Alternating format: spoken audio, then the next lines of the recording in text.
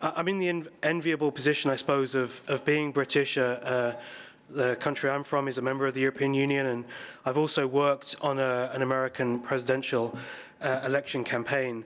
So I'm grateful for the chance to share that experience with you. The topic today is the European elections and how to use public communications to engage people in those elections. You're worried about the continuing decline in trust people place in this institution and others in this city, and in the continuing decline in turnout in these elections. To understand my insights, maybe it's useful to share a little bit about me.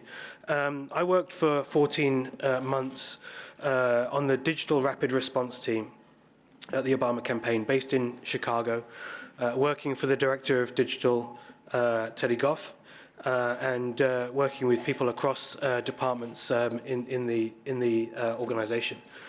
My focus, and those of my colleagues in the response world, was this guy, Mitt Romney, for those of you who might have forgotten who he is. I worked with people in our media team, research, policy, and of course digital, to respond to attacks the Romney campaign made on the president, and to try and make sure that voters had the facts about Romney's record and what he would do if he was elected as the president. I spent every waking hour thinking about Romney and what he said and his positions and what he had for breakfast, and he was a big part of my life for more than a year, and now he's gone, and it's a strange. I tweet at him sometimes, he never replies. Before I worked on the Obama campaign, I worked at a company called Blue State Digital, and I'm now back working with them in the US. In many ways, some of the things that we did on the campaign are the things that we did and do at Blue State Digital. So although my talk is very political, I think it's worth mentioning that because the same strategies that we applied on the campaign are approaches that we apply with a range of the clients that we have. So this isn't really necessarily a political campaign thing or a political thing per se. I think it's just worth bearing that in mind. So you have a big topic, to say the least, and I've got 20 minutes to cover as much as I can. I'm not going to pretend that I will be comprehensive, so I'm going to try and outline 4 things that I think that you can learn from the Obama campaign. Some of those I picked up from watching my senior colleagues. I was lucky enough to work with some incredible people on the campaign and learn a lot from them. And I'm also going to speak specifically about some of the experiences that I had directly. So the first point, I think it's worth going back to remind ourselves where things stood in 2011. The American economy was in an incredibly bad way. Unemployment was stubbornly high. The president's approval rating was at a record low. The number of people who thought that the country was going in the right direction far outweighed the number of people who thought it was going in the wrong direction. Sorry, the other way around, you know what I mean. Nate Silver, who is famously the predictor of the final election result, and a source of great relief for those of us in the campaign in the final stretch. In 2011, he said that circumstances were such that the election wouldn't be won by Barack Obama. So the situation was very stark. Elections are about a choice between competing visions for who will win and use power. The challenge for the president and for our campaign was to set out what those competing visions were. To the president, 2012 represented a make or break moment for the middle class, what in Europe we would call the working class or lower middle class. I know that confusing terminology, but middle class in American politics. You know, this is a moment where there was a clear choice between a president who would fight for the middle class, for jobs, investment, education, on one hand, and on the other hand, a candidate who represented going back to the trickle-down economics of the 80s that rewarded the rich with tax cuts and hoped for the best, that they would spend the money in ways that would trickle down to those in the middle class and the working class. The President set out that framework in keynote speeches and other occasions, and the campaign created a drumbeat of content that went through every single day of the election campaign. We laid out clear dividing lines between the two choices on offer through digital content, through our spokespeople on television, through the statements of the President. You know, these are clear dividing lines between two choices that people had. This wasn't about institutions, about a vague sense of togetherness or a distant project. In everything we did, we aimed to set out a political, almost ideological choice. The reality is, it's not for voters to decide to work out for themselves, to pick apart for themselves the careful nuance and intricacies of positions, and to understand how support for a grand project translates to their own daily lives. It's for campaigns to set out clearly and unambiguously what the choices are. This is another example of exactly how we did that on the issue of women's rights. The second point I want to make is about communities. Campaigns are about people, what we will do for people when we're in power. And because it is about people and what we'll do for them in power, we should involve them in the campaigns. Whether that's the campaign's supporters, members typically in Europe, or whether it's voters out in the country, we have to think about how we're involving people in the campaigns day by day. There are two particular things I want to draw out from this point. The first one is about how the campaign in 2012 worked with our supporters. In many ways, both Obama campaigns in 2008 and 2012 were the most traditional campaigns in decades. People speaking to people in their neighborhoods.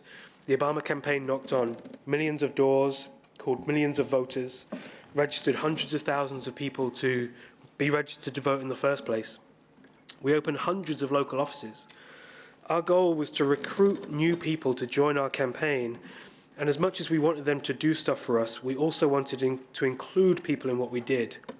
Sometimes that meant sending out campaign briefings from people like Jeremy Bird explaining the latest goings-on inside the campaign. Sometimes it meant getting local organizers on conference calls with senior staff. One of our efforts online was to tell the story of the movement itself across the country. This photo on the screen at the moment is from an office opening in Virginia. The people in this photo aren't staff. They're not paid to be there.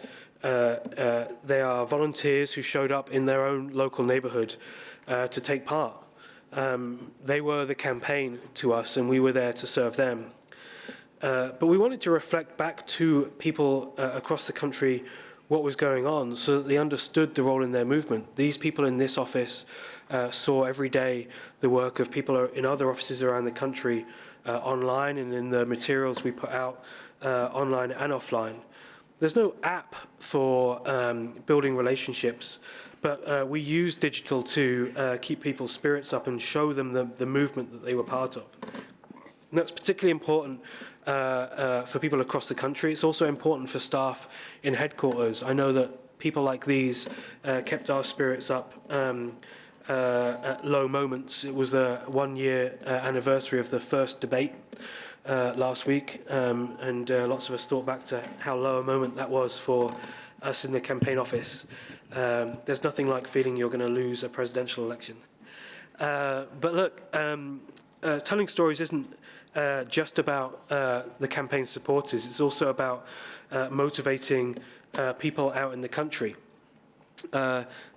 People's real stories cut through and speak about the issues in a way that politicians can't.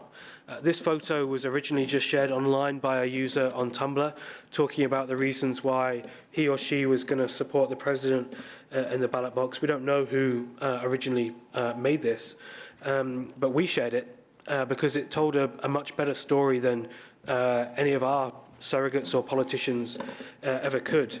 You know, people's real, authentically told stories cut through.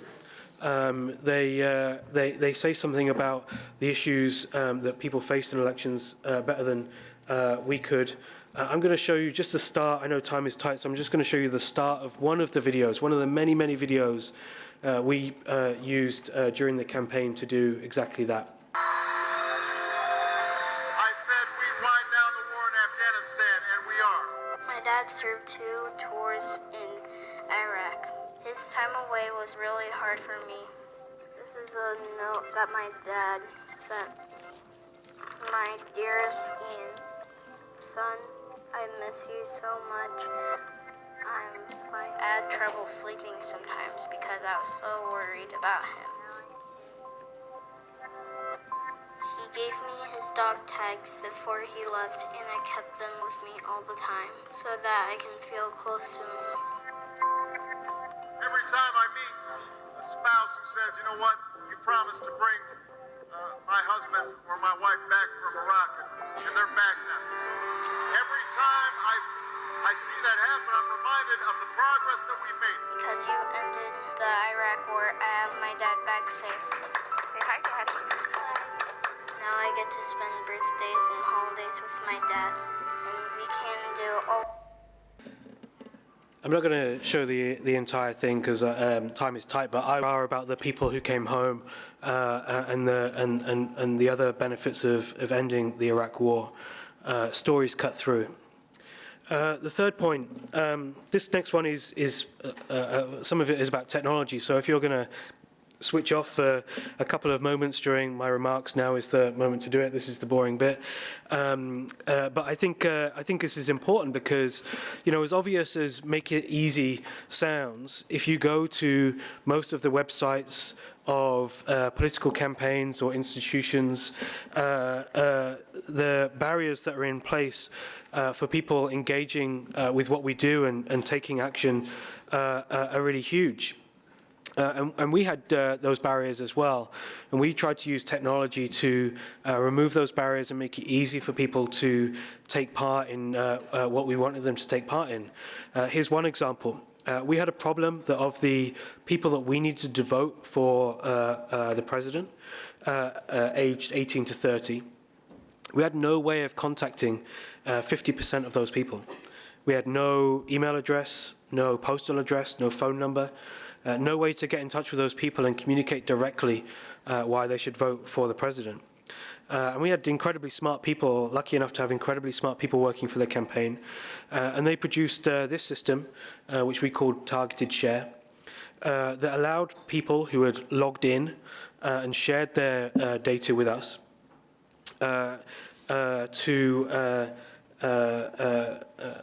for us to know which of their friends weren't registered to vote.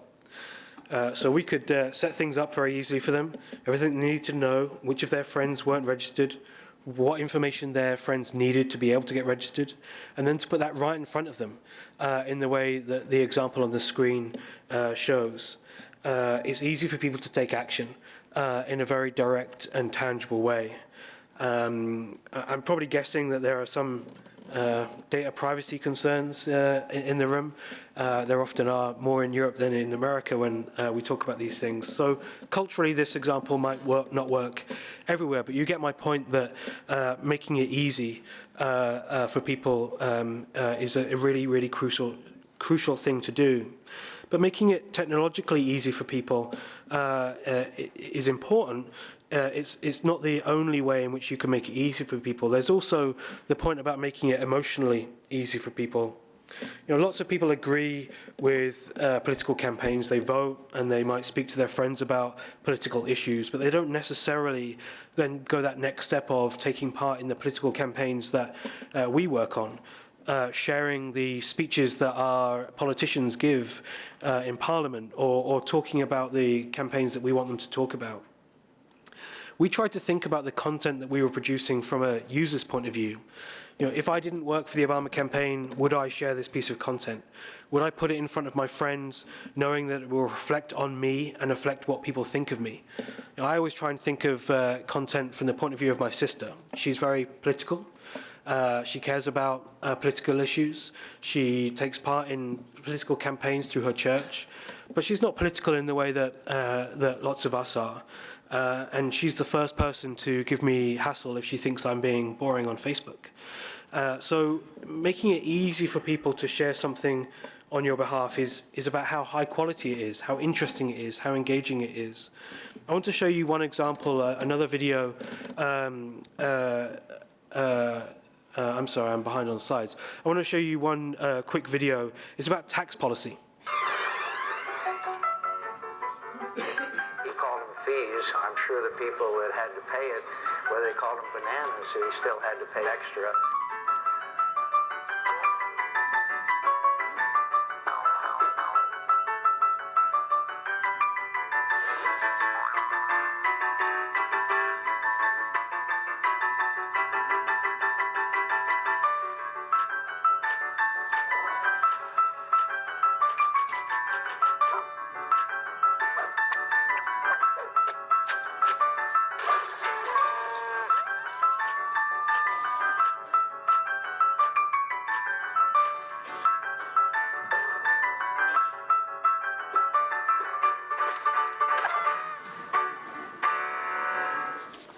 It's not boring and it's easy to share. And there's also an interesting point about rapid response in that video. If that comes up in the discussion, I'll talk about that then.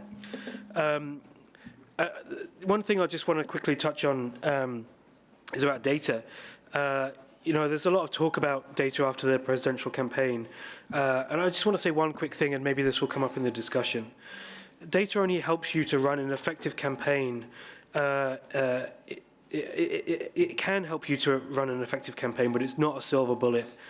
The more you're able to understand your audience and how they want you to communicate with them, engage with them, the better it is for everyone. But you still need an effective campaign to be able to make the most of that data and to effectively communicate with people and engage with them. So I think, you know, data comes with a health warning in some respects. So my last point before I wrap up. And it comes with an apology to the translators, because I think this is a difficult one to communicate across different cultures. You know, don't be lame in America. Don't be daggy if you're Australian. I think the Swedish word tomta can sometimes apply. Don't be that guy. You know, in many ways, what we're saying is we're asking people to get it. To use the online space in a way that chimes with the norms and values of the online space. You know, politicians aren't always great at getting it, and I say that with the greatest of respect. Some of my best friends are politicians, but this is one that I think is really important before we dive in. Just because you can do something online doesn't mean it's a good idea for you to do that thing online. So I've got one last very, very quick video. I don't like to rail on Mitt Romney. In many respects, I think he's a great guy, but this is too great an example to not show. Words and the pancakes apparently are very good. And a nice crowd there did Fox and Friends this morning, so we're off now to Puerto Rico. You know, maybe that's a little unfair, picking on Romney, but you know, there are so many examples of, you know, almost hostage-style videos like this one out there. Just because you can do something online doesn't mean you should. And you know, the tone of voice you use, the humility, the willingness to be self-depreciating, the general openness to the cultures and norms of the platform you're using, these are things that really matter. These are genuine hurdles that you need to get over. When Clint Eastwood talked to an empty chair as if it contained the president at the Republican convention, the temptation for us was to say nothing. The risk was for us to go too far and upset one of the most popular actors in American history. We tweeted this instead, and I think got the tone right. Being self-knowing isn't easy in situations like this, but you've got to get it right, and when you do, the rewards are high. Some of this comes from authenticity. Unfortunately, that's a word that's becoming, one of those slightly BS PR speak words, but authenticity does help you cut through and be normal. I've got one example here. This is a fundraising email that we sent out asking people for money. And it's actually, we forwarded an email that someone had sent us. An email from people saying that they'd given money to the campaign, even though they couldn't afford it, even though it meant they were going without their regular family Pizza Friday. The email was sent by Jeremy Bird, our National Field Director, humbly and with gratitude. And I think that that's a mark of a campaign that understands how to get its online presence right. It's not easy to do. It takes a lot of effort from senior staff and the political leadership. It takes investment in the people who do get it, hiring the right people, backing those people, giving them more leeway than politicians would usually like to give, and putting yourself often outside the comfort zone. But it pays dividends. So to finish, hopefully not too far over time, I want to say that Europe has a lot to learn from the US and the American elections last year. There's 1,000 examples of specific tactics, such as aggressive fundraising, or activities like house parties, or technology barriers like data privacy, that you could use to say that Europe can't learn the lessons of America. That's easy to do, but I hope you'll look at the bigger picture and the principles that underpinned the campaign's thinking in 2012. There are many there, 4 of which I hope I've outlined today, and more which will come out in the discussion we'll have over the next hour. Thank you very much.